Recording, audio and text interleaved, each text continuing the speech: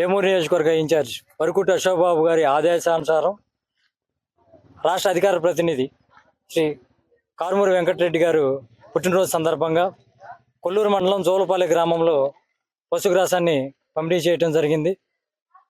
So ఇలాంటి సేవా కార్యక్రమాలు మునుముందు మరెన్నో కార్యక్రమాలు చేస్తామని చెప్పేసి వెంకటరెడ్డి యువసేన తరఫున తెలియజేయడం జరిగింది. కొల్లూరు మండలం జోలపాలెం గ్రామం అండి. మాకు తినడానికి లేకపోయినా పర్వాలేదు, కానీ గీతలకు అసలు గడ్డి అనేది లేదు.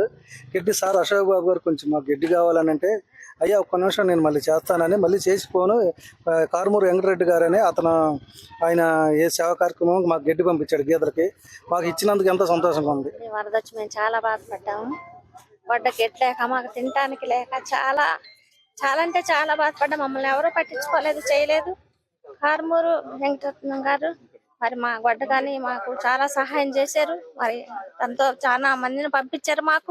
మాకైతే మాకు చాలా సంతోషంగా ఉంది. మరిన్ని వీడియోస్ కోసం ఛానల్ ని సబ్స్క్రైబ్ చేయండి. లేటెస్ట్ అప్డేట్స్ కోసం వాట్సాప్ ఛానల్ ని ఫాలో చేయండి. అండ్ లింక్ డిస్క్రిప్షన్ లో ఉంది.